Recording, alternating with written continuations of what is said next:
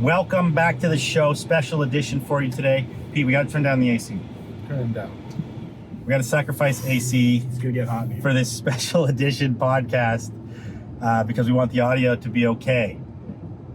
Meet Pete Hesh, a.k.a. Peter Jenney, a.k.a. Penticton Pete, a.k.a. Encyclopedia, which we'll get into on this episode. We are on the way back from Chelan, Washington. Pete, give them the what's so of what we've been up to.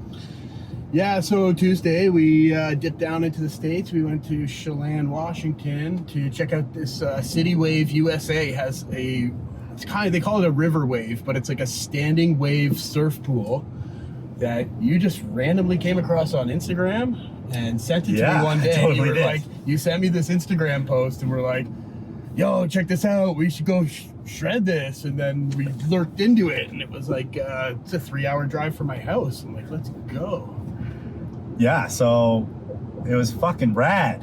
I literally did see some pro surfer post it, and I was thinking in my head, like, this is probably in like Madrid, Spain, or like Portugal, or who the fuck knows where this thing is. And then turns out it was in Washington. So I hit up Pete and we're like, we're doing this. Because we've been talking about doing like Waco, Surf Wave, or different trips, and we haven't been able to do it. So this one was easy. Easy and rad. So give you a review of the wave. Well, I mean, it's hard for me to like gauge it against much else other than there's a flow rider in the town where I live in Kelowna, and it's cool, but it's like not nearly as cool as this thing. This thing is rad. Like, it's got like definitely a learning curve to it. We obviously come from a background of board sports and general getting gnar all the time, so we picked it up. You picked it up way faster than I did. I'm like embarrassed to say how like long it took, like how many sessions it took for me to like actually for it to click and to like kind of be able to go back and forth on it. But if you guys like follow Drew's Instagram, he's been posting pics and videos of it. And we'll throw some video in here so you guys can see the wave. Yeah, like Pete said, standing wave, so it's very different than the normal surf wave and different than a wave pool. The water is rushing at you, so it feels like you're moving way faster. You're not actually moving, but it feels like you're moving super fast, and it takes a while to get the edge control of the board.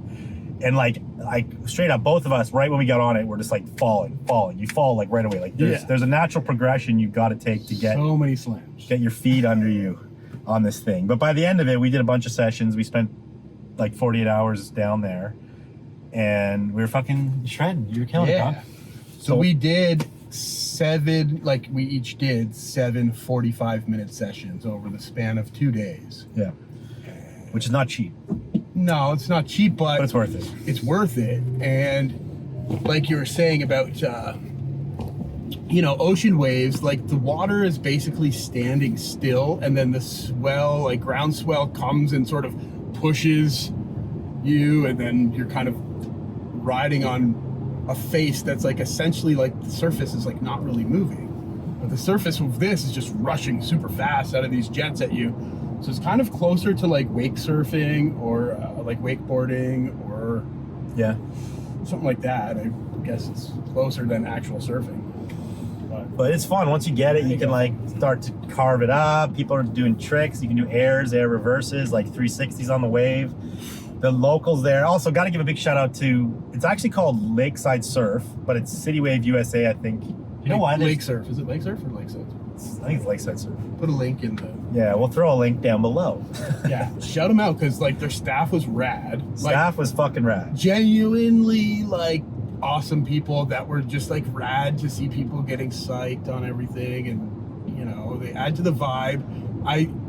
They're really just giving like a lot of, I would say, unsolicited tips, but they do it in this shit sandwich manner that's like kind of appreciative. They'd be like, sick, rad ride. Okay, can I give you a tip? Boom, boom, boom, give you one, and then like, awesome, have fun, kill it. Like, I don't know, it's cool. They don't make you feel like a loser. If you're there to learn, you want to get a tip. You don't want to be like, they're watching you suck and they're not giving you tips. How whack is that? They want you to learn and get stoked to come back and like progression. Yeah, and the tips actually helped. Like the tips helped a lot, right? Hell yeah. And they're just rad people. Like we were there for 7 sessions. That's a long time, chilling with this whole crew. They're all down to shoot the shit. It seems like a wicked fun place to work. And it's important to have a good vibe at a place like that because you're all there like shredding together and you get this like camaraderie going, you know? Yeah.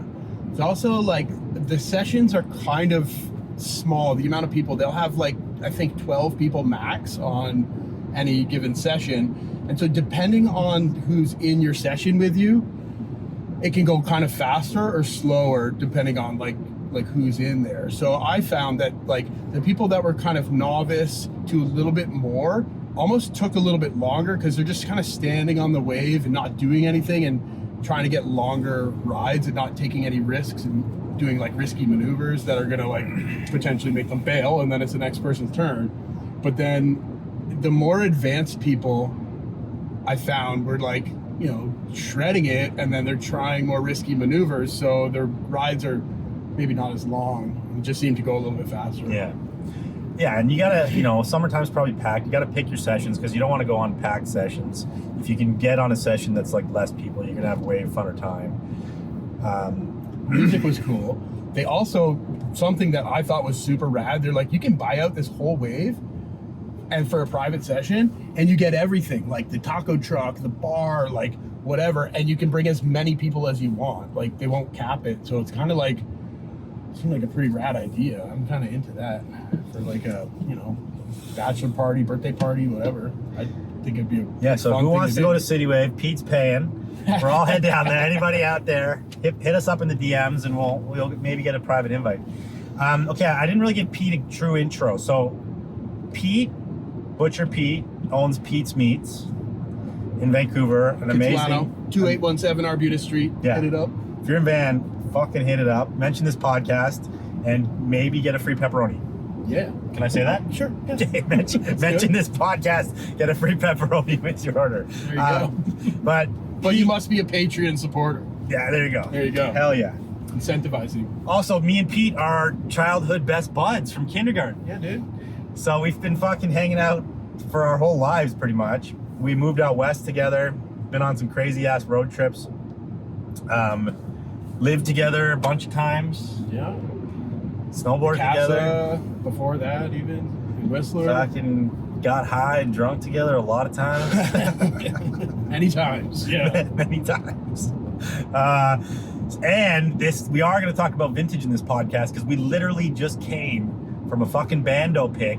Super. That was fucking crazy. Sketchy. And a weird pick at a dry goods attack and workwear supply store. What do you call that? Yeah, it's like an old department store almost that like 75-year-old department Western store. section, Rawson's it was called. Oh, it's Pete. I have to bleep that out maybe. Okay, bleep it out. I don't know if we'll keep that in or not. But anyway, Whatever, we're going to talk about that. There was nothing really there except for what we got. So you're fucked if you try to go there. But go say hi because they're cool people. So yeah, we're going to talk about all that shit. There's vintage in this episode. And maybe we'll talk about some other random shit. But let's talk about this dig. This Bando dig. Where did we kick off? So yesterday we tried to go find Bandos. Obviously, you guys all know, everyone's on the Bando thing lately. It's like, we tried to drive around Chelan and find a Bando for like an hour maybe. Yeah, probably more. And we drove way out into the middle of nowhere, ended up like maybe in like National Park or some shit. Yeah, campsites kind of. We're like, there's nothing out here. It was cool. It was a cool experience without the no payoff, no pater. It was a nice drive. And then we realized that we're probably too close to wine country where real estate's too high and there's going to be nothing that's vacant. So today we were driving back and we took sort of a detour route, scenic route, you may say, back up to Canada. Off the beaten path, that's where you're going to come up. And we hit a couple thrifts this morning, found a few things, nothing like to really write home about. Although, let's talk about that first town we hit. Yeah. What was that town called? Should I say it? Yeah, you can say it. Okay, it's Brewster, Washington. It seemed like a pretty like agricultural farm town that had this like main street of like all Spanish like signs. I think there's a lot of like Mexican like workers, Spanish workers, like fruit pickers and whatnot. And there was like this main drag of like a bunch of just clothing stores that I think catered to a lot of guys that are like picking fruit. So everything was like pretty low priced, mad dead stock, like of bootleg, like a ton of bootleg stuff. Yeah, they're like Nothing they're was like like super these, cool, but it seems like it's a town where all the workers for this whole agricultural region would go to like stock up on clothes. There was probably like 4 or 5 clothing stores that were all like, all the good stuff's in plastic bags and stuff, right? yeah, the fucking denims in boxes. Yeah, Like, we're getting it's like- rain. we're All getting our, rained on. it's okay because it's rat fucked. We need to wash it anyway. Yeah. So it's getting wet, but it's in plastic bags. So this town had like 5 stores, which are like, this is a lot of clothing stores, this little town. But obviously they're supplying all the workers in this whole region probably. And these are like Mexican bodega stores where you're looking at like Nikes. Kind of like liquidated stuff that Yeah. seemed like they just came up to show them like some Yeah, of the for stuff. example, Right there. I bought these for our buddy who loves Pink Dolphin, but these are Pink Dolphin track pants. track pants that are like obviously from a liquidator. Like these aren't even in production anymore. $14.99 a pair. Yeah, $14.99 Tag a price, pair. and then you haggled them down on a bunch of stuff. Yeah, I got- as you do. I got these cool Levi's, like not LVC but LVC Vibe. You got Big E's Shorts. on them, the black bar Yeah, like they're tabs just on. cool Levi's. And we're obviously a clearance to them, and these were $14.99, and I got them down from that. Yeah. I also bought a pair of Converse, the 1 stars that are pretty dope. I'll show you I these. do pro tip, because this I've learned from Drew. You gotta haggle or they don't respect you. Hell yeah. Get your haggle game up, people. These were $27, so I thought that was a great deal. That is a great deal. So we Side note, I would have bought those too if they happened in my size. yeah, that was literally the last pair. And then they had a bunch of size 13 Chuck Taylors. And then we hit 2 yard sales in this town, and the shit was like $1. Yeah. Prices were stupid crazy. Yeah. Like, stupid, like, perfect. Like, that's how it should be. Yeah. Yard sale, $1 for, like, a t-shirt. What'd you get? Like, a few, like, single stitch shirts, a few... We got those couple made in USA Levi's, like decent, I don't know, You got some 90s, Nike 90s shirts, pairs. some Nike jackets. Yeah, a couple tees. I forget now even what I got from the one lady. Did you end up getting that Air Jordan long sleeve that I found? No. It was, like, totally bootleg. It was, like, Yeah, totally the print was, bootleg, like, washing like, off. It was, tiny like, size. pretty terrible, but awesome. That's what happens, Like a yeah. good size. But before that, we hit those other thrifts back in Chelan. They were good. Like, Drew's like thrifter man deluxe. Like, he's like coming in, blitzing it, hitting all the racks, like going through. I'm trying to ask him for like tips on like, how do you like blitz through a rack? And like, he's got some good tips on that. I don't know if he wants to like let you guys know that. But then, Yeah, well, he's we'll kind of talk going through tips, the so you- upstairs. If yeah. there was like a Habitat for Humanity or something like that. Then there's a downstairs.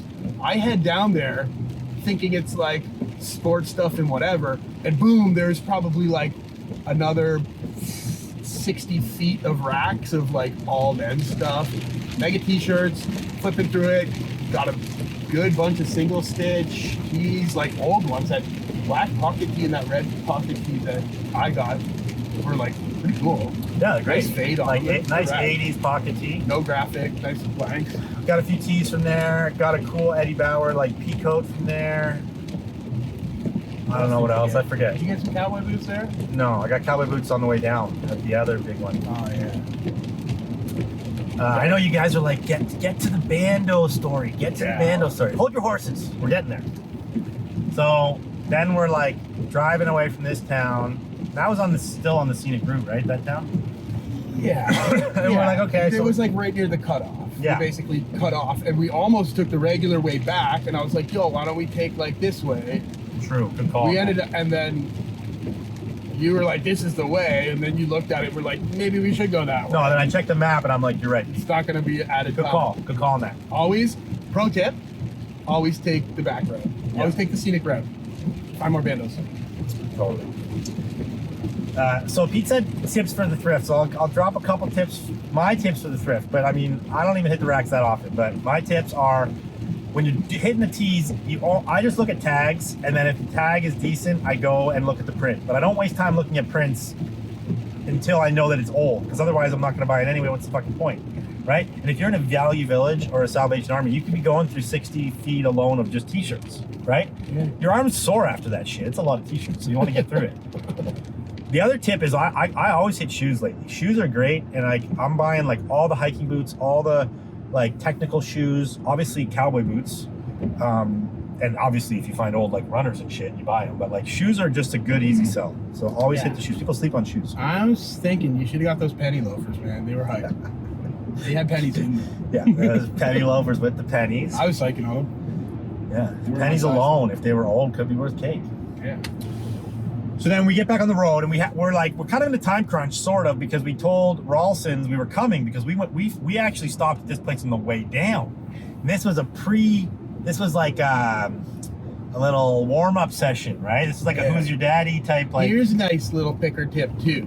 Drew was schmoozing this guy. He was like courting this old man, and he's an old timer, and you can't just like try to fast talk old timers. You gotta like get to know them a little bit. Ask some questions, like from a genuine perspective. If they like, want a what's friend, going on with this store? Like, how long have you been here for? Like, some of the questions you were asking were like nothing to do with old Levi's or like whatever. Like, you get to that point in the conversation, but in the beginning, you want to be like genuinely trying to make fast friends with this guy. But older people don't really like take kindly to like young people, like in my experience, being like just kind of like too hyper or whatever. You gotta just sort of you gotta pick up the energy. Chill. You gotta pick up on the energy. Yeah, mirror their energy a little exactly. bit. This guy was an old timer, and he was like slow rolling, so you gotta kind of like court him a little bit, you know? Yeah, you know, because this store was rad, right? It was rad. Like Rawlson's, they had told us, the ladies were super nice in there, the ladies at the counter, and they were telling us that the store's been there since the 50s. It's run by the son now of the people who started it. Obviously, right away when you hear that, you're like, okay, like there's something in the basement, or like you got to at least try to find something. You know, you're looking at the racks, but you're like, everything's pretty new. They had Levi's accounts, Carhartt account, Pendleton account. The first Nike account east of the Cascades ever. Yeah, crazy. So, but I go in the back and I ask for the owner. Go ahead. They had like some of the brand new stuff that was just on the racks was pretty good deal. They had like brand new like raw like Wranglers that were like $22. Yeah, that's like a pretty good deal for just a good pair of nice dark denim. They had like First Nations print fake Yeezys that were very weird. I'll put a picture on the screen. I took a picture. Hype. They were mega hype. I was trying to like get you to buy those to wear personally.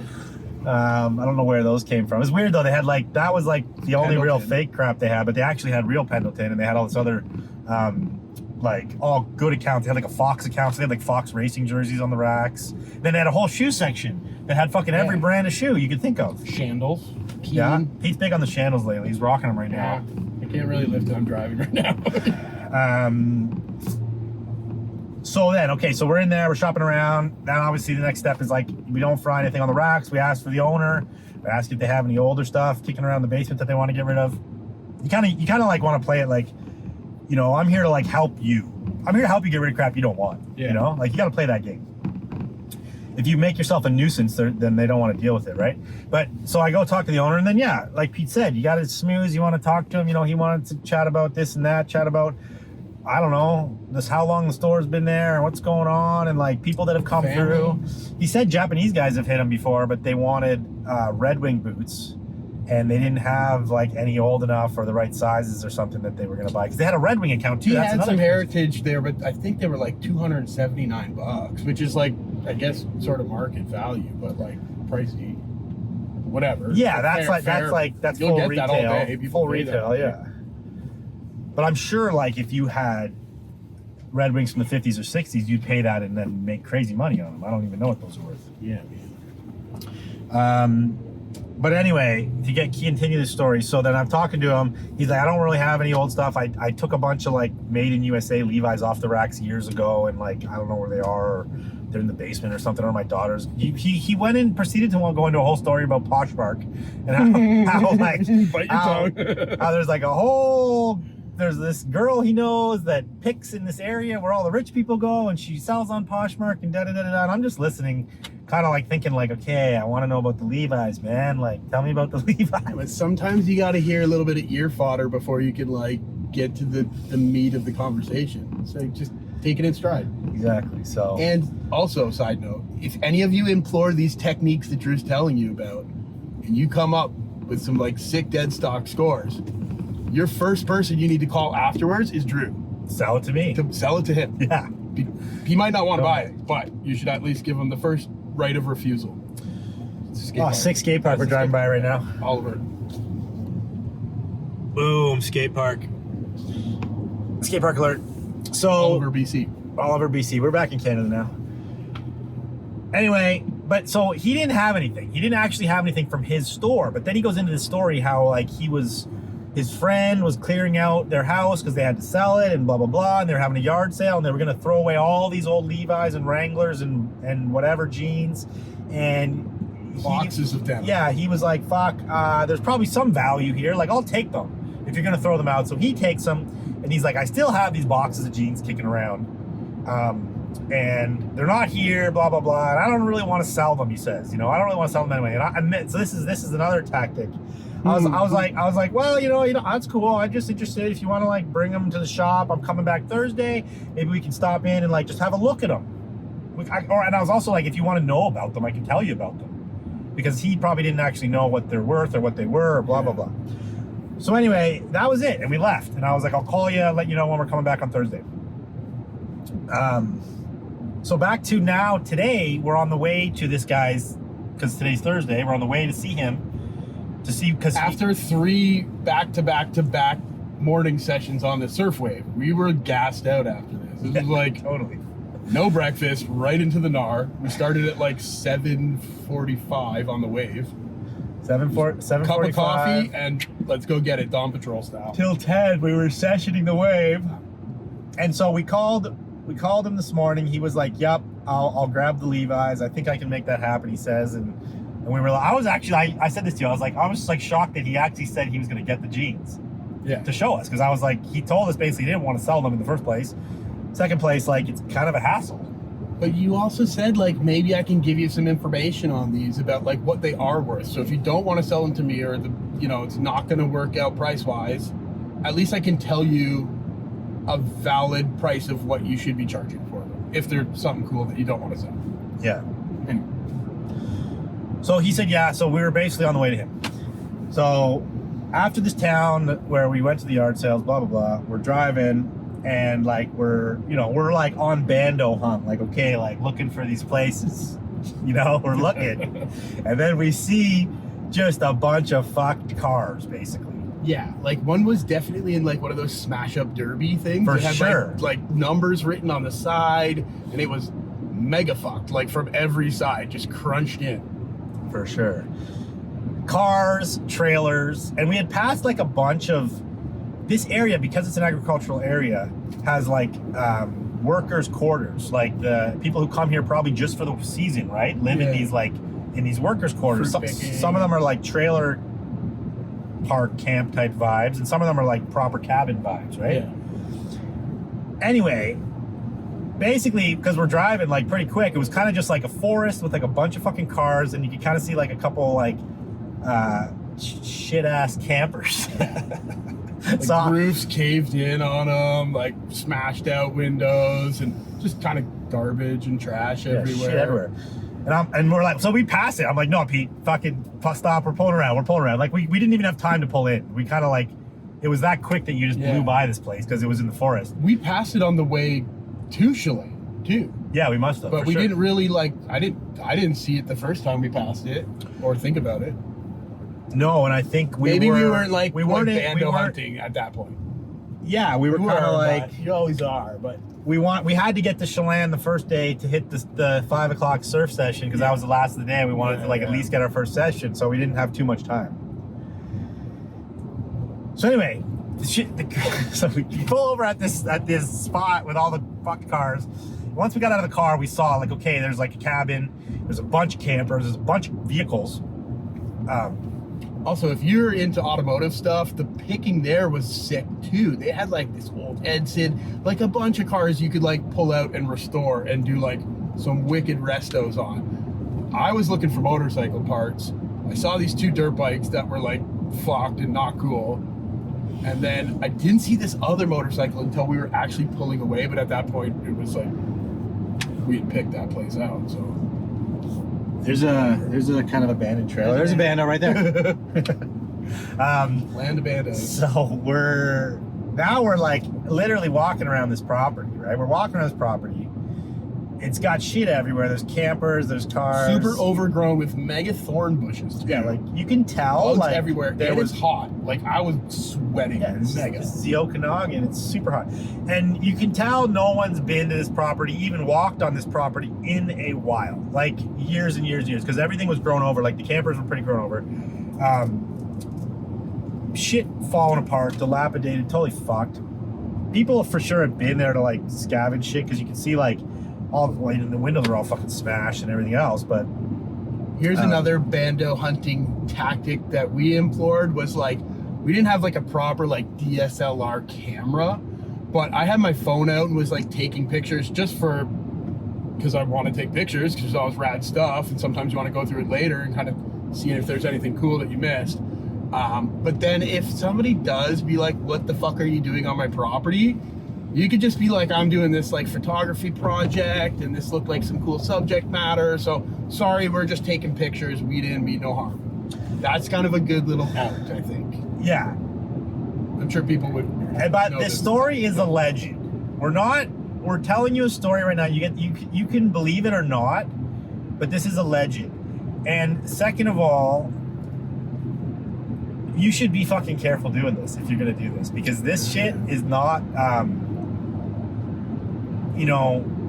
it's an illegal gray area, obviously. It's a mega illegal. I mean, it's an illegal gray area from the standpoint of morals, but it's not. But you don't know what these people are gonna like think. They might come out with a shotgun or like shoot first, ask later, have dogs that they sick on you, or maybe there's random animals living in there. There was like obviously other risks involved, like pulling out rat shit stuff that's like dust, like particulates going into the air that you definitely don't want to be breathing in. I was like pretty conscious of that. I'm like looking in these old trailers and like I'm holding my breath because I don't want to. I didn't think to bring, like we didn't have masks, but like no, we're not if prepared. You're really into this, you got to have a PPE kit. Yeah. Bring gloves, bring boots, bring like good like heavy pants, steel toes stuff. And shit. Yeah, like just protect yourself. Yeah, because protect like yourself. the last thing you want to do to like make your score like close early is like step on a rusty nail and get it like through your pair of Crocs that you're wearing, or like yeah. So I'm walking around in fucking Crocs because I was so anxious to get out of the car. Pete's walking around in his sandals, but they're probably better than the fucking Crocs because at least they have a sole. Crocs, like a piece of glass is going through Crocs like butter, dude. Yeah. Anyway, so we probably walking around this property for like 15 minutes, right? 20 minutes. And like not really finding shit. Like we hadn't gone into like the cabin or like any of the campers really. And I tried to go into the one camper, but it was like fucked. And like the roof was fucked. I could barely get in. The patio getting in looked like it was like a death trap too. Yeah, I actually got into the one camper, but it was nothing in there. And it's fucking disgusting in these places. Like, I'm talking like fucking bugs, gross, fucking rat shit everywhere. I was out picking like farther from you, out like kind of looking in cars and trying to get into the trunks of cars to see if like maybe somebody threw an old pair of jeans that they left in the trunk of their cars. That's what I'm thinking, you know?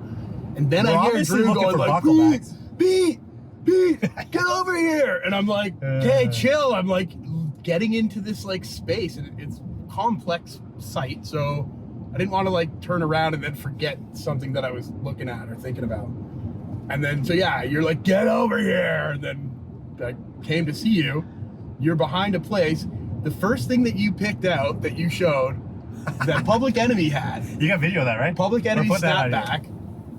Sick. Yeah, literally. Yeah. I was like, yo, Pete, I found the stash. And at this point, I had gone back to change into my proper fucking boots and pants. Because I'm like, I'm not going in this fucking spot with glass everywhere without like footwear and pants. It was gnar. It was gross and gnar. So anyway, then I get back there. Pete finally gets over there, and I'm like, I'm like, I look grabbing this pile that someone had like thrown outside already. It looks like they had like emptied a bunch of the shit outside already.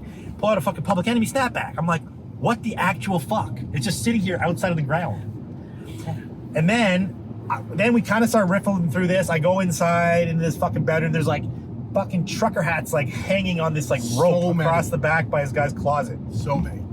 Yeah, so many. And then I find a full bag of trucker hats already packed up in a bag. I'm like, yep, there we go. Fucking. You start whipping stuff out to me, and I found this other bag that I just started like stuffing it into this thermos bag that was not super gross. So I'm like, oh, I'll just start whipping it all in here. Yeah. That filled up like so quick that was like, okay, set that aside. Yeah, I'm just whipping shit out the window. That you got were like dope. Found a dope pair of cowboy boots. There was a bunch of singles that we couldn't find matches for. Yeah. So I whipping shit out the window and kind of going like, we'll check this later. Like, just fucking get it. We're also walking over a pile of like basically clothing and magazines, and I was kind of picking through the magazines. Some of them are cool old like hot rod mags and four-wheeler mags and like whatever. I'm definitely thinking I'm gonna come up on some crusty old pornos. Didn't, whatever. But I was like looking at the dates, and those were 1991 on the magazines that I saw. So looking for like evidence of like dating. When was the site. last people here? So yeah, it's like archaeological dig type status, you know? Totally. So I try to get in there, and I'm like, I found, you know, some random shit. There's definitely some older stuff. It looked like somebody had been there already. I'm not gonna lie. Like, I don't know if somebody been there or not for clothes. And like maybe people went there for other things. Like automotive parts. Oh, there was a fucking safe in that room, dude, that had been broken open. So maybe somebody fucking went there looking for the safe. Maybe they came up on like gold bars or some shit. Diamonds. Diamonds in a fucking trailer ass park. But then those guys probably would have wanted to keep like the pay that they're getting for like working on the farm to like in a safe place. Yeah, it could have been cat. It could have been fucking rings and jewelry. Could have been anything. But like whatever's in that. If you had if I was a farmer working there for like a season and I was getting paid like in cash throughout like my stint, I would have wanted to try to keep that safe. For sure. So, I mean, regardless, you only have a safe if you have something valuable to store. Yeah. There's something in there, right?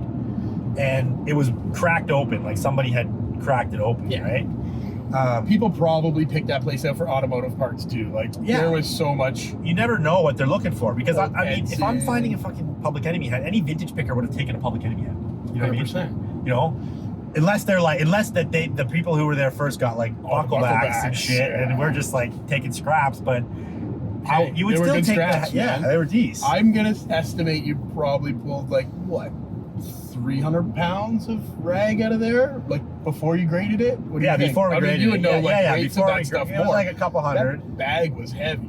Yeah. There was also like a big fabric, like almost a rag bag that was actually pretty clean. So perfect, because we didn't really have anything to put all this crap in. Like a quilt bag. It's like a I thought it was cover. A sheet, and I was like, oh, I got this like kind of clean-ish sheet that we could lay out, throw everything in, and bindle it up and whip it over your shoulder and throw it in the back of the truck. But then when you opened it up, it was actually like a bag. So yeah, that was kind of cool. So I'm in this, and this camper thing, it was like one of those like super long, like it was a portable home. It wasn't even actually a camper, right? It was like a fucking mobile home. Oh yeah, that first one? Yeah. The first building? Yeah, it was fucking big ass mobile home thing. And I didn't go that deep into it. I went through a bit to some other rooms. But like it was like 3 feet deep of shit. Like I could have been there for hours and hours and hours. Yeah. But here's another thing that sucked. Like there's nowhere to fucking park here. So our car was by the fucking road. And I'm like, this is not chill. Heat score. Heat score. So like we didn't want to be in there for hours and hours and hours. But also I'm pulling shit up and I'm seeing like hundreds of gross bugs. Like live, like running around. I'm like, are these ticks? What the fuck are these? Like they're gross. I'm seeing rat shit everywhere. And this wasn't even the worst building, because we're getting to that part. So I'm whipping shit out. We end up filling the bag, like Pete says. We got a bunch of snapbacks, a bunch of cool shit. I found a vein of like tees. I got like NASCAR tees, animal tees. This guy was for sure a hunter. Garbage bag full of like pretty decent stuff, all folded up. That I poured when I was pulling it out. It kind of tore, so I just like opened it up and went through it and got some like those like surfer shorts are probably like 50s. Or yeah, 60s. They were Catalina, dude. Yeah, those are fucking legit. Yeah, like 50s Catalina shorts. So So yeah, Those army pants too. Oh yeah, Those OG came out of there. 107s. They were dope. They got like need a little bit of damage. They need a little repair on them, but they're wearable. good for condition. Sure. Very they're good wearable condition. now. Just could use a repair. Bag that shit up and head back to the car, and then I'm like, you know what? Fuck! I got my boots on now. I got my pants on now. I didn't go in the first cabin because I was wearing my Crocs. So I'm like, I'm going in this fucking cabin. Go in this cabin. And this cabin was probably the first building on this property because it was fucking old. Like a proper wood ass cabin, like from like, I don't know, 80 years ago or something. Rusty. There is like a kind of I think it was maybe at one point a chicken coop or something like that, but it was leaned over like it was like about to just like come crashing like an down. outside shed that was falling down. I'm like, Drew, be careful, man. There's like rusty nails and random just danger everywhere, like broken glass and you name it. So I go in this cabin. It's a small cabin, like, you know, a little teeny kitchen and like a bedroom and whatever. And there's fucking rat shit everywhere, like an inch thick. Like it was fucking disgusting. I'm talking nasty, gross. I should not have been in there. Disgusting. Was one of the worst gross things I've ever done. And squalor. That's like the only fucking word to describe it. And pure squalor. But I would not have stayed in there. But then I go in the bedroom and there's shit hanging in the closet. I'm like, oh fuck. I have to check this. I can't not check this, even if I'm gonna die from this rat gross dedication to the craft. And I ripped shit out of the closet. The shit in the closet was all like rat fucked and gross. There was like a chambray that was like half rat piss rotted and gross. And then there was 2 trunks in the corner, like a freaking old steamer trunk and like this wooden box trunk thing. So I like opened the one and I'm like, it was know what's going through Drew's mind at this point. It's like buckle backs, red buckle lines. backs, I'm getting the double X's right now. And it, you know, when rats make a nest, they chew up like paper or whatever. It was like that in this trunk, but I'm like seeing pieces of clothes, and I'm like, I have to literally go through an actual rat's nest now to see what's in here because I can't leave this trunk unchecked. Yeah. Right? Like I can't just leave this fucking trunk unchecked. There was a point when I was outside, I didn't even go into this building. I'm like, Drew's got it, whatever. So I started picking, like, I found all these rad old, like, Pepsi and Dr. Pepper bottles and stuff that were, like, pretty cool old glass. I think I got probably, like, over a dozen of them. And, like, a Pepsi crate to put them in. So I'm kind of, like, knocking these things out. And then at one point, I'm like, Drew, like, just to check, like, see if he's good. No recall. Like, Drew, no recall. I don't, and then, like, bad shit starts going through my mind. I'm not going in there to get him. He fell and like spiked his head open on like a rusty 9-inch nail or like plate of glass, like cut his head off in there. I'm like, this is where my mind goes. Sorry, morbid, whatever. Yeah, or like the fucking weird monster got me from the basement. Oh yeah, the ghost of. So yeah, meanwhile I'm sticking my hand in like this fluffy papery rat's nest to pull out clothes, and I'm like pulling out blankets, I'm pulling out shit. The first like wooden looking steamer trunk was super nice. The trunk alone would have been worth taking if we could have fucking got it out, but like you're like, how long are we spending on this property? Anyway, I'm pulling shit out. That first trunk really didn't have much. Like, I don't even think there was any clothes. It was all like blankets and like, but like those shit grandma blankets, not even like wool blankets. But then this big wooden trunk, I lift it up and I start grabbing shit. I'm like, okay, there's stuff in here. There's like these cool looking like rockabilly shirts. There's like homemade Western shirts. There's like, flannels. Yeah, I pull out these wicked flannels that were like 40s flannels. I pull out a cool sweatshirt. I'm finding like, okay, I'm finding stuff here. This is a Big Mac coverall was in there. Honey hole. This was like, and there was all kinds of other shit in there too, like underneath the bottom, like trinkets and like keepsakes and shit, right? But I'm like, I don't have time to go through this. Like, I don't want to be here going through this. Tchotchkes. Yeah, tons of tchotchkes, but like some of that shit's could be worth cake too. Probably. So yeah, I pull out sweatshirts, pull out some flannels, pull out a bunch of shit. I'm grabbing shit out of the closet. I'm like getting it out of the house because I'm like, I don't want to be in this rat-infested fucking house anymore. I'm breathing in toxic air.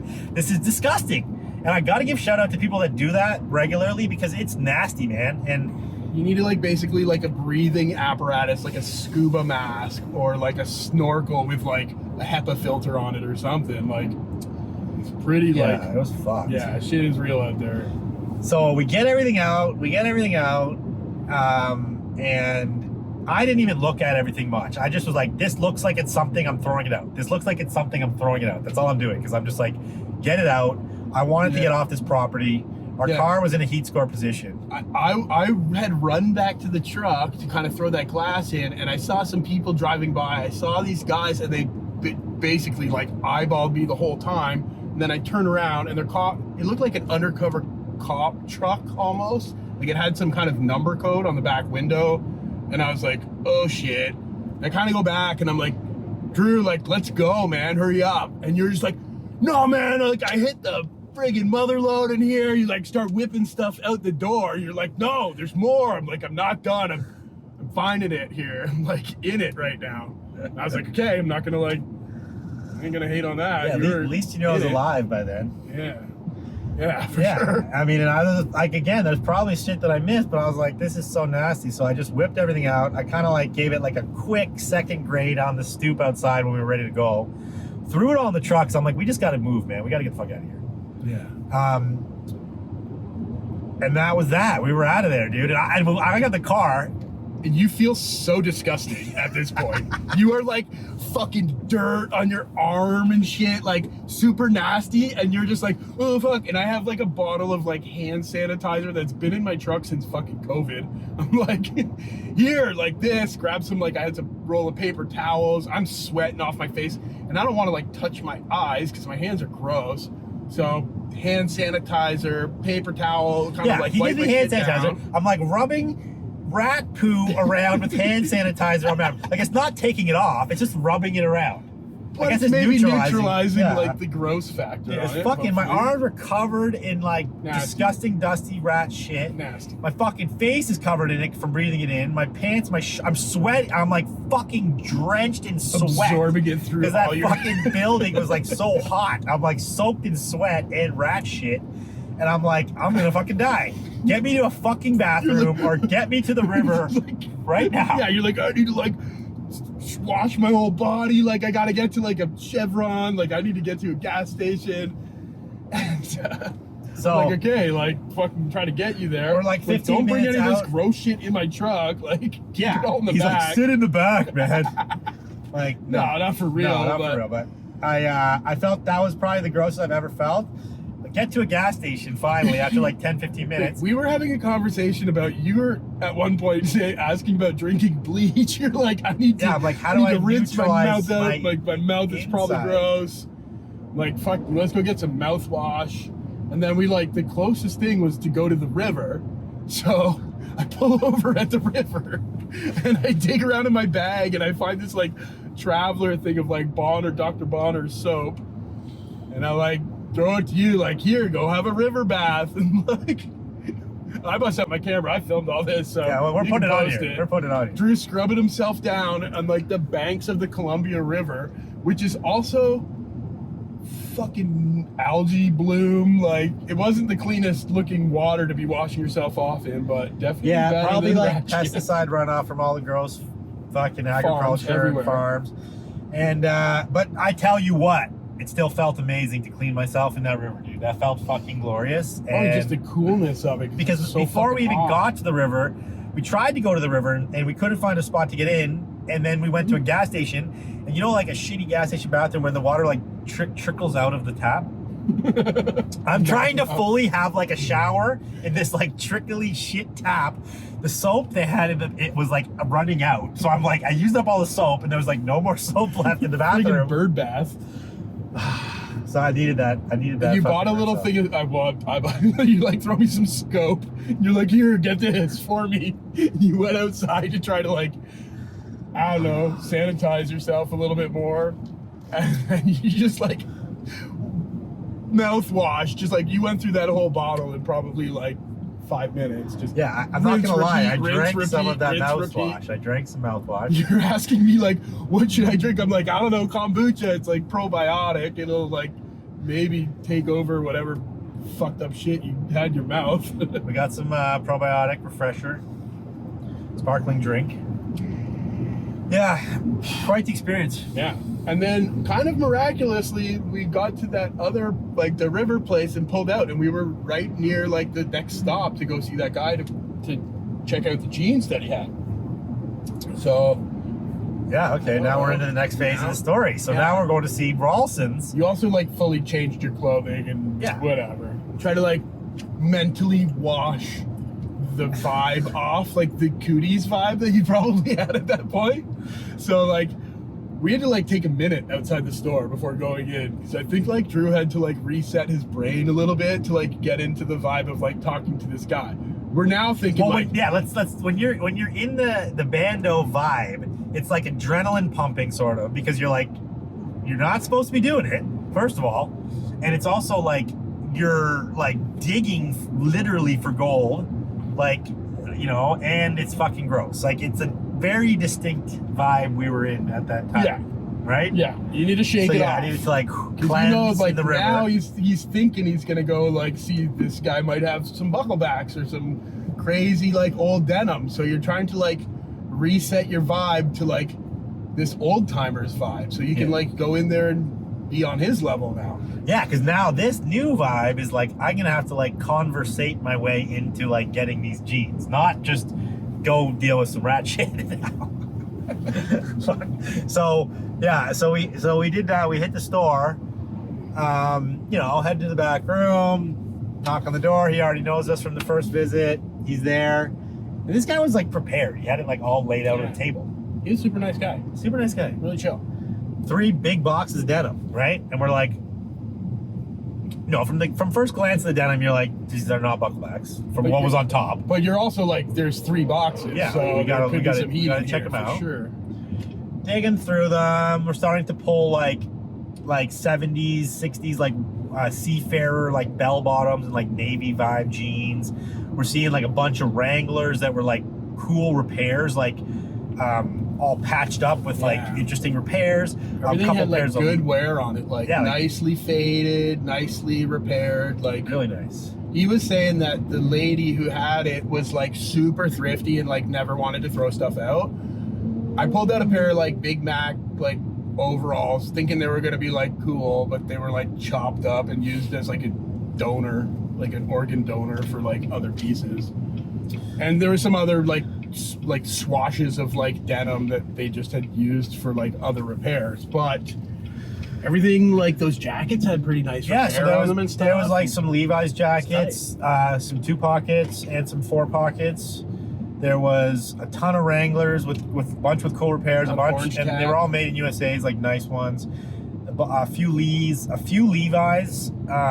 What were those kids' pants? Oh yeah, there was like Penny's Ranchcraft kids pants from the 50s. When 60s. I first saw those, I was like, oh, dark, because it was like dark indigo and had like a good feel, like sort of lighter weight denim, but it, you know, it had like a nice textile feel to it. And it's interesting. We've talked about this on the show before with Idaho jeans, but like that box, those 3 boxes of denim that we bought were like her children's evolution of pants. Yeah. She had a daughter and two boys or something. The Ranchcrafts were like they're like child pants from like the 60s, and then in the 70s they had like the bigger size Wranglers, and then they had bigger size Wranglers, and like we basically bought her kids' pants from like the 60s to the 80s, right? Yeah. And then because then there was like Britannias and it's like a snapshot of their lives basically through denim. Yeah. And Idaho talked about this. Obviously his were way cooler because he was like, I got the bucklebacks. I got the story of the bucklebacks. But we got the story of a family from like Penny's Ranchcraft to like 80s, 90s Britannia. Like weird like pencil leg 80s pants. He said there was a JCPenney somewhere around there, and that's where they used to shop at as well. Yeah. So it's probably for sure. They got a lot of stuff. So anyway, so the guy, and you know, I didn't know if the guy really wanted to sell anything, and there wasn't anything that I was like, I have to have this. So, you know, we chatted, and I was like, you want to sell the whole lot? He's like, yeah, I'm happy to sell the whole lot, and we worked out like a fair price that I thought was fair. Now's the point that I hear like awkward silence, and I can literally hear the wheels spinning in Drew's head and the wheels spinning in his head at the same time, and I'm kind of like, I'm curious. I'm like, what number is Drew gonna throw out? What number is this guy gonna throw out? Because I want to know like what he puts a value on it, and what Drew puts a value on it. It's kind of like 2 different perspectives on the same item. These people are from way different generations. So like, but I like what you did too. So you started to bust out like, I was like, what are you gonna offer? Like $100, couple $100? Like, what do you think it's worth? And then you also said, oh, you got like crazy fair prices on new Wranglers in the shop, which like made me think like, oh shit, like yeah, this guy is selling new Wranglers for like super cheap. So like these used ones to him are probably like nothing near that value. Yeah. You know what I mean? Yeah. But that was a genuine comment too, because well, it was. Yeah. I was about to like buy a couple pair, but I'm like, I don't need really any more jeans in my life right now. I got too many pair. But see, one thing I did is I didn't throw out a number. I was like a few $100. I said, will you take a few $100 for these jeans? Yeah, you were very apprehensive to actually throw a number. I was. I dude. noticed that. It was like because I was going to first of all be like, you're like counting over, counting through the pieces, and well, because at one point I'm like, I don't want all these jeans. Like, there's some in there that are kind of bullshit, right? Yeah. And then I'm like, I'm just gonna make a pile of like what I want. But then I'm like, you know what? If he's gonna give me a fair enough price on the whole lot, there's no point in not taking the whole lot. Yeah. So I said a few $100 to see what his reaction was, and then he was kind of like, yeah. He's like, I could probably do that, right? You know, he was hard to gauge. He had a poker face too. Yeah. It was not like he was not really like responding with like, yeah, 2 or yeah, 3 or whatever. Yeah. So then finally, I came up with $300, and he was happy with that. Which, you know, I don't even haggle. I thought for a minute he was gonna try to like up it and come back at you with like a 4 or a 5 number, and he just was like hummed and hawed about it a little bit and was like, yeah, okay. Yeah. So, and I think, how many pieces do you think of like usable, like wearable pieces? Like 50 jeans? At least. Eh? Yeah, 56 to 75. And then the jackets, there was 4 jackets. Yeah. Yeah, so it was good. It was a decent little hit, and it was easy. It wasn't like some big fucking thing. We had to like hum and haw and fucking, yeah, you know. And I think like at the end of the day, like when the transaction's all said and done, it's good to like leave on a note where everybody feels like they got, like, you don't want this guy to like feel like he got ripped off or like anything like that, which he didn't. I think that was pretty fair. Dude, he got them for free at a yard sale. Okay, well, so sweet. It's like, yeah, $300, throw it in your pocket. Yeah, and it was cash, whatever. He was happy with that. So it was like kind of a crazy day. All this shit just happened, and like we filled the fucking truck of the car, kind of filled. You know, and to speak on the pieces from the Bando, like the best thing I think I got a 50s zipper sweat, really dope one. I got those 50s or 40s like flannels. I got a Wicked Wrangler flannel, like an old 40s, 50s one. A bunch of sweet animal tees, yeah, like, with like so many hats on them, with like cool fades on them because they were probably worked in for sure. Some like NASCAR stuff. Yeah, a bunch Public of Enemy hat. You said there was a Beavis and Butthead. And we haven't even looked at the trucker hats. Like, I don't know if there's any. There could be some hammers in the trucker hats. They were just already bagged up. We just took them. Yeah. So a lot of like gas station-y kind of like, yeah, automotive kind of stuff. Very typical cool. What you'd find in trucker hats, like mechanic shops, weird advertiser hunting ones, like weird comedy hunting ones. Yeah. There's the ones where you got like it's showing the asses of Mount Rushmore and it says like Mount Assmore or something stupid, like just dumb ones. But again, we haven't even seen them all. How much time we got? We're in Penticton? We are in Penticton. Penticton Pete is gonna tour you through Penticton. Okay, go for it. No, not on this. I'm just telling you. Okay. Yes. Pete is a butcher, been a butcher for what, 20 years? Yeah. Right? Yeah. About 20 fucking years. Killing it in the butcher game, but he just took a job as a social media manager for the town of Penticton.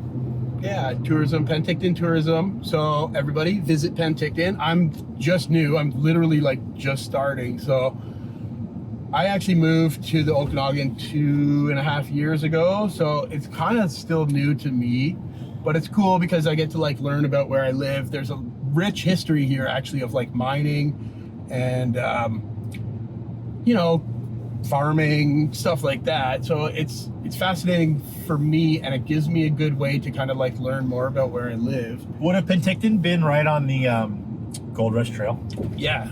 There is a gold mine that is defunct, and then they reopened it, I think, in the 90s, and I think it's closed back now. And it's like a weird entry from the water, and then it goes down. So I think it fills in with water naturally, and they like have to pump it out every time they want to like extract some like minerals, like gold, whatever. And this string of lakes funnels down out into the Columbia. So this was, part of like that kind of gold rush era stuff. And like, there's a lot of that in British Columbia. There's also some legends of like lake monsters, the Ogopogo, and you know, there's a rich history of like First Nations that have lived in these parts for many, many years. Yeah, it's a pretty cool town. It's got like a very summery lake vibe. There's tons of like craft breweries and obviously wineries like galore. Yeah, we're in Okanagan is now, it's beat out Niagara for the largest wine region in Canada. Yeah, right? it's mega. Yeah, it's like, this is where all the Canadian wine is made and grapes are grown. So it's a tourist industry for that, tourist industry for the lakes in the summer, and an agricultural industry for all the fruit that they grow here, basically. And there's some pretty good snowboarding around here in the winter. Like, yeah. The mountains are like legit around here, like good snow quality and not too crowded, not like how Whistler is now. It's like pretty... Yeah. The bottleneck of people going there is like, we're going to be using Pete's status as Penticton Pete to get free passes to all the local mountains for the winter. That is the plan. One of the plans. Yeah. Okay, so Pete, we got like what, half an hour to your house now? Yeah, at least half hour. Okay, sweet. We got a while to the house, so we're going to jump into some topics. I'm going to shout out some random topics, and you tell me what you want to talk about. All right. We can talk about our trip, the Great Canadian Skate Park Guide. Okay. Yeah, or we could talk about, we could get into some men's health topics. Okay. Or we could get into your love of raw denim. Okay. What do you want to talk about? Well, I'd probably try to keep it in the vintage. Let's stay on the denim thing. If we talk about our skate trip, that's like a whole nother podcast. Okay, well, we could go real deep on that. Yeah, you're right. And that'll just start bringing up some stuff. It'll get real sidetracked. Okay, so we'll do a special, another edition on that topic. Let's talk about denim. Pete, you are a big fan of the raw type denim. Yeah, I've been like, wearing salvage denim for years now. Like, it kind of started with like you picking like red lines back in like the 90s, I would say, like late 90s. And, going with you to the rag houses, you're telling me what's cool, what's valuable. And then I'm like, start looking for this at like thrift shops and what have you, whatnot. Yeah. And like, then like, when you get that pair of like Levi's that have like a super sick fade, like some crazy whiskers, or they got like some weird like back pocket with like the chewing tobacco ring or whatever. And it's like, oh, this is like, this looks like tells a story. It's been lived in, and it has this like pretty awesome kind of fade to it. And then sort of as raw denim sort of had this resurgence into the zeitgeist of like new and like people doing like fading stuff, like the whole kind of Japanese scene of that, I kind of like got into that and just wearing the raw and trying to create my own fade that tells its own story about me.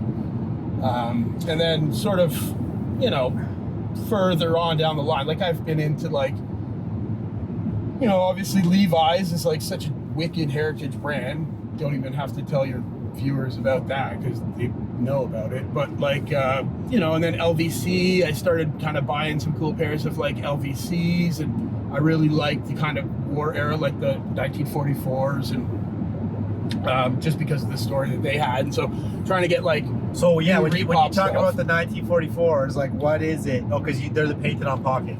Well, the painted on Archwits, the war era stuff. I also have like been into like the kind of rockabilly scene and like that kind of era of like hot rods and stuff. I think like the culture from that era was like Americana, and I love Americana. I love knives, like American made everything is like so wicked. Like I have a huge collection of Foster Brothers knives, which are sort of from that same era, and their factory was really close to where we grew up. So I love that. I love, mid-century homes, like just that whole like era of like when people grew up and there was like this innocence to like, the American teenager vibe, and like just like the culture from like the 1950s was like such a boom of like North American, like, it's hard to kind of describe and put words into it sometimes, but I just love like that. Yeah, it's like post-war, the economy's going off, baby boom is going crazy. And that's when like things like culturally that like took over the world. Like the influence of like Americana spread so far and wide, and it like everybody, like people in Russia, like people would, I've heard stories of people like traveling and bringing pairs of Levi's to like trade with people from other parts of the world because they were so high demand. Yeah, for sure. And everything, like later on, it was like Nikes or anything that was from America. Yeah, but there was a time where you could go traveling and like if you ran out of money, you could just like use a pair of 501s as like actual currency, and you could, you know, get your way home, buy your plane ticket home from a pair of 501s, depending where you were, what the demand was. It's interesting you say that, like that era. That was when Japan opened up to like international travel and like trade, but also like people were starting to travel more.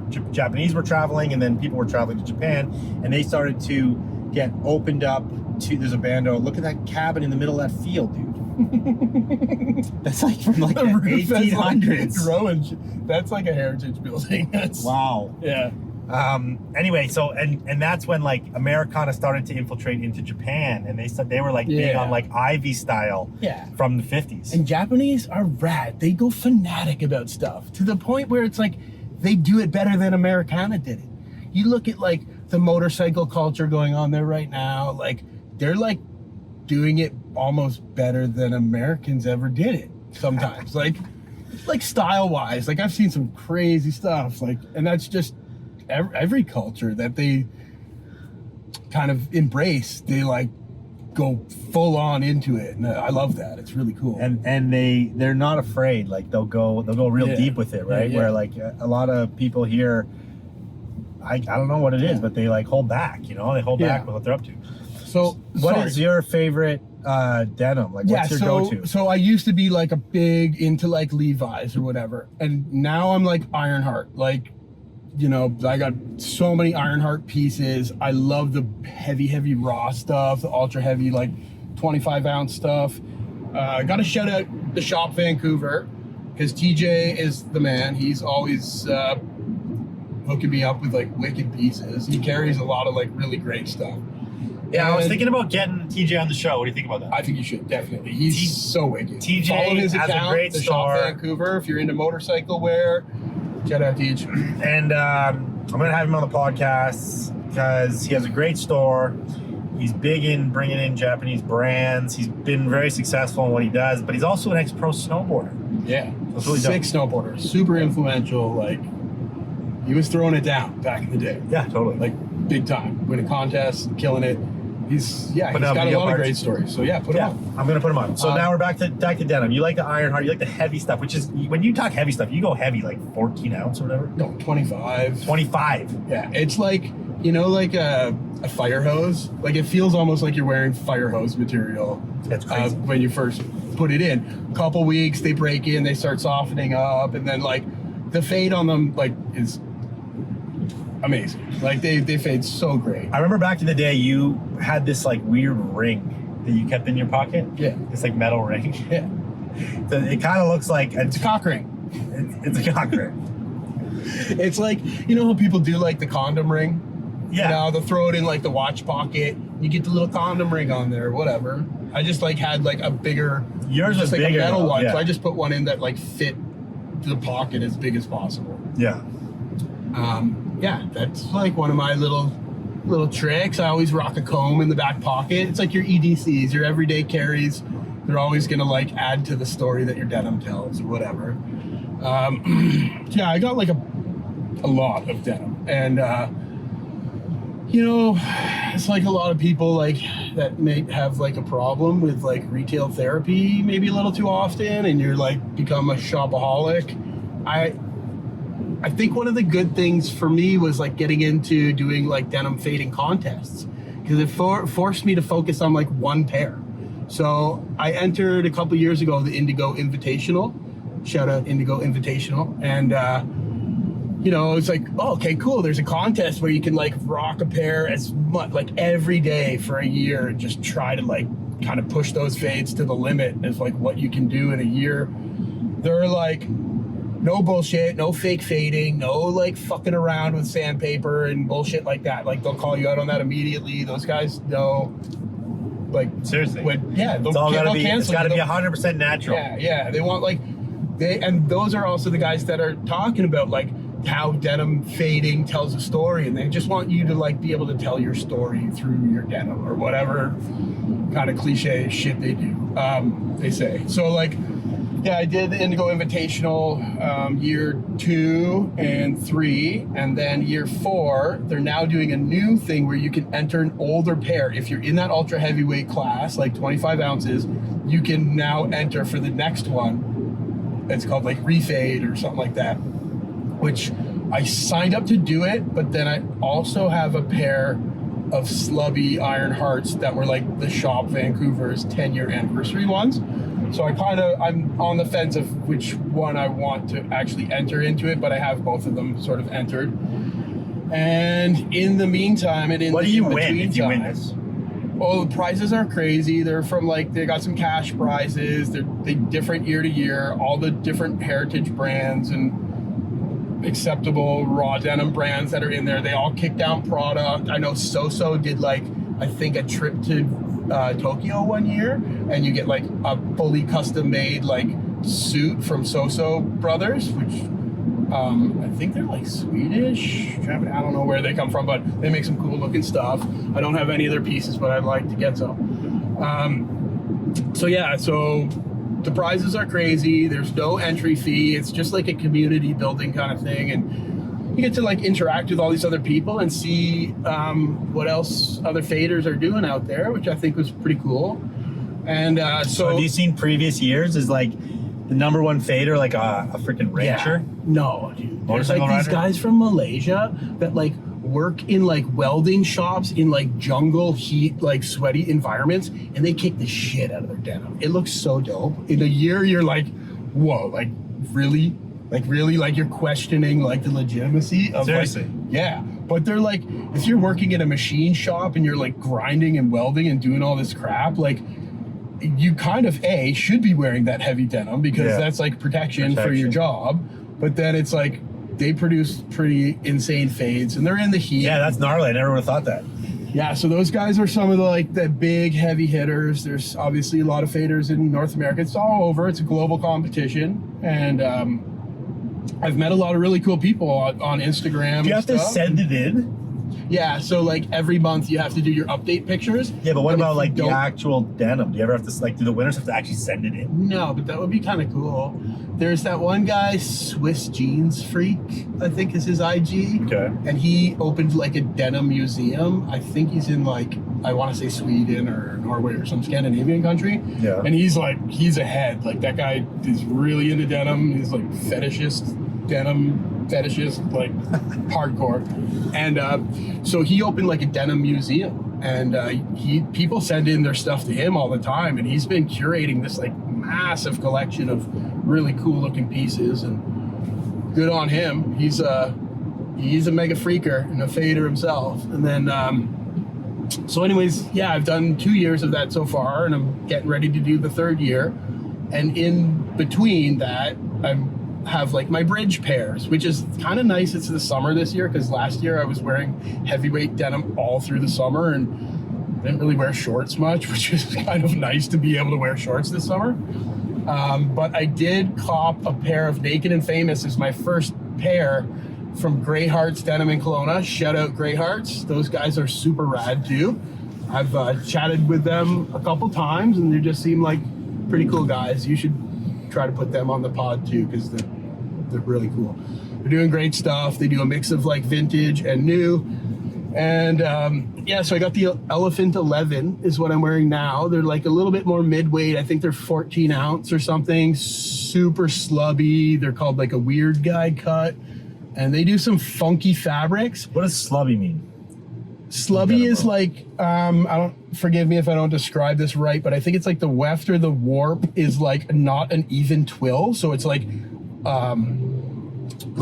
inconsistent. So there's kind of like parts where it's like balled up and parts where it's like thin, and it kind of like creates this like speckly kind of look when it's like fresh raw, and then it fades out like pretty cool.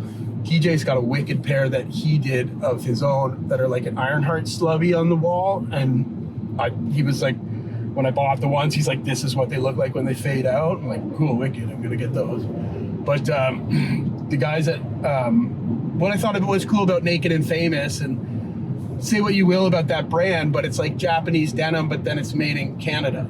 So they actually cut and sew them in Canada. So they're cool. They're kind of like a mid-range price point. Like, honestly, a pair of jeans is like less than half of what you pay for a pair of Ironheart. So what's an Ironheart pair cost? Yeah. Canadian, I've paid like into this $500-600 range.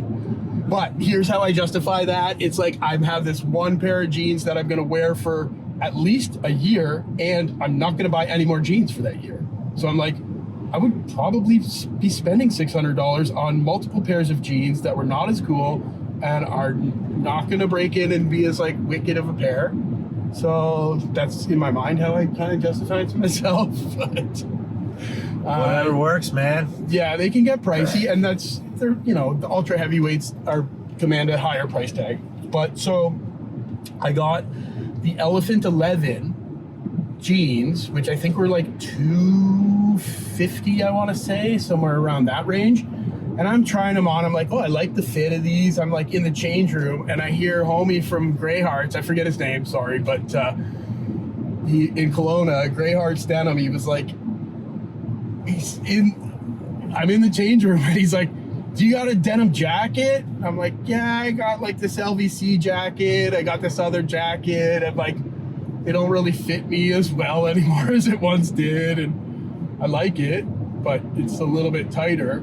And he just kind of like shows me the matching jacket in that slubby denim. So I'm like, I can't not cop. So I copped, and I got like the Canadian tuxedo look, wicked denim jacket, wicked pair of pants. I think it was less than $5. It's probably like around $400 for like both the pieces. So I don't know. I think it's good value. And like a great fit too. So, there's pics of me. So how are the jeans? So do you think you have a chance this year? These are just my bridge pair. These are like the in-between pair. These are not for any contest. So we're not in a contest round right now. This is just non-contest. How were your last year pair? I think they came out sick, but I didn't even make it into the finals. Like, how many make it in? They narrow it down to like the top 50, and then they narrow it down to like the top 10, and then I think they start giving out prizes to like the top 10 faders. And there was probably a shitload of people in it, eh? I think it was around 700 or 800 people started. But if you don't update your pictures, like front and back, every month, there's like a cutoff time. If you don't make the cutoff, you're out. So I don't know how many people like crossed the finish line versus how many people started, but definitely some people bowed out. What are the tips though? We want techniques and tips for getting the honeycomb, getting that shit nice. Well, or is there nothing you just want to like? Yeah, you want to fucking wear? You can't you can't be pinching and scratching and doing fucking shit like that. Yeah. It's just like don't do that shit. They're gonna like know that you're fucking around. So those are technically not techniques. Those are cheating. That's cheating, and that's against the rules of this contest. There's other contests, but Indigo Invitational, that's against the rules.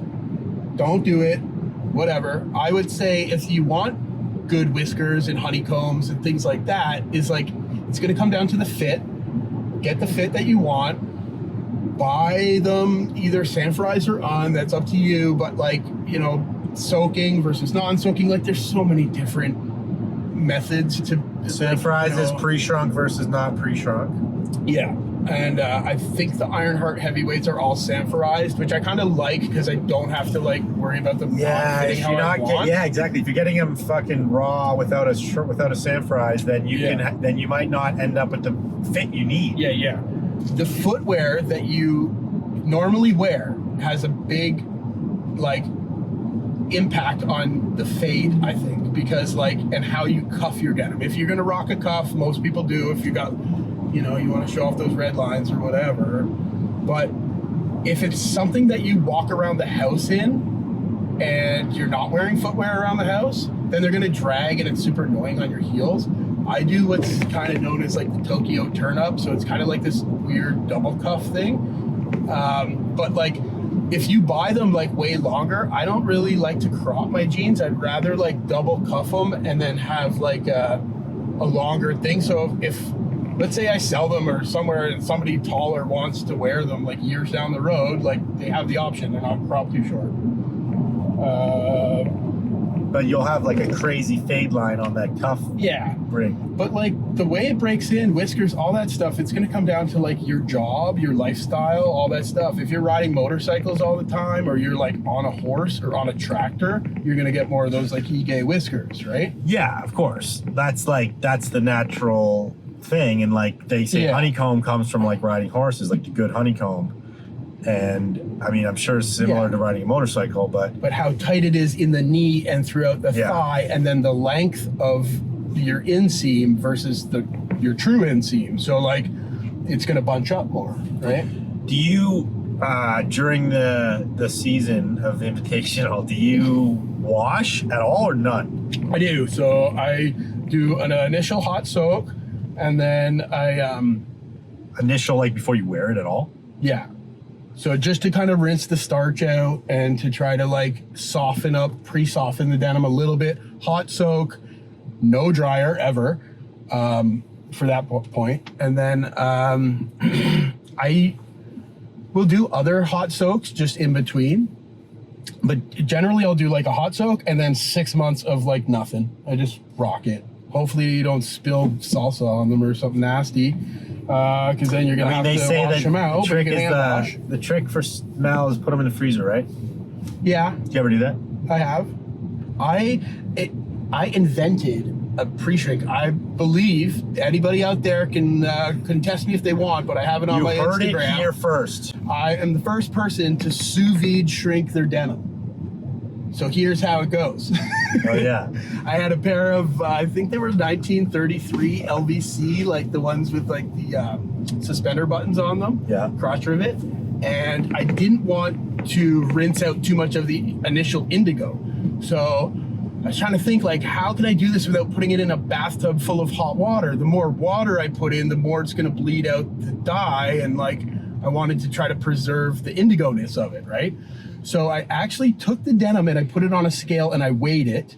And then I weighed that exact same amount of water, put it in a cryovac bag, dumped the water in, sealed it off, and then I put it in a sous vide circulator. I forget the temperature. I think it was around 145. How do you seal it off with water? You can't I have a vacuum seal sealer. I have a chamber vacuum sealer at the butcher shop. So that works with liquid? Yeah.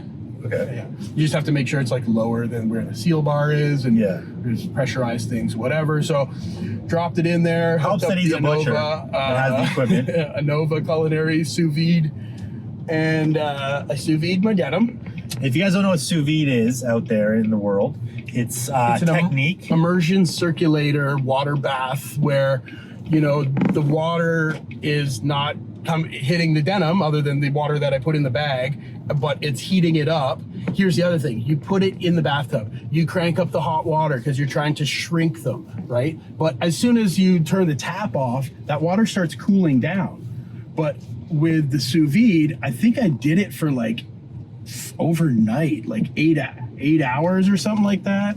So it had 8 hours of that heat to really try to like pull that cotton together and try to like shrink them. I was trying to like shrink them. I bought them a little bit large or whatever.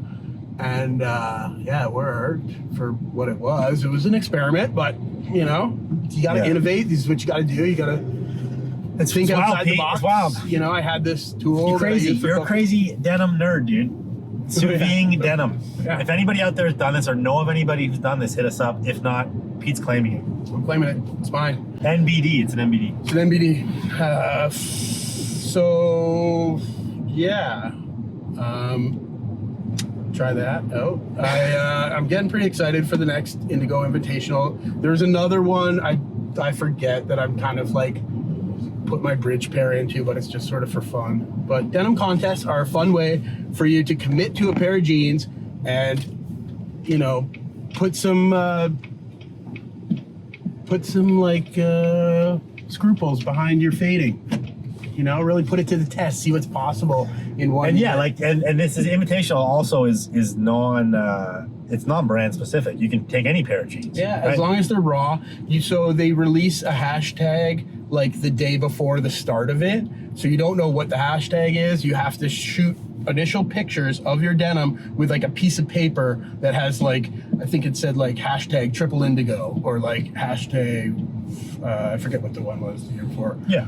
And then so they know it's that you're like not fucking around. Use brand new raw denim, and you're gonna, you know, enter the contest like that. See how it goes. Everybody should join. So yeah, you can get a raw pair of denim for like $100, right? You could use a $100 pair of denim. You could just use a $400 or $500 pair of denim. Doesn't really anything. matter. I saw you one do guy, love shopping. I will say this, Yeah. and you're talking about like Dude. you're talking about like shopping therapy. Look at you. Yeah, well, I love shopping, but only for used shit. Yeah. I rarely buy new anything anymore, but There was a yeah, guy. you there love was a shopping. guy- And the one thing I will say about you too is I know that you also shop like out of support, which I can appreciate, because I know a lot of times you'll shop these guys in Kelowna because you're like, I like their store. You'll shop TJ because you're like, I like his store. I want to support this guy. Yeah. You'll also shop like independent skate shops. Like you'll go into a skate shop and you don't need shit, but you'll buy something just to support an independent skate shop. Yeah. So this man is like out there supporting with his money You should do that. all the time.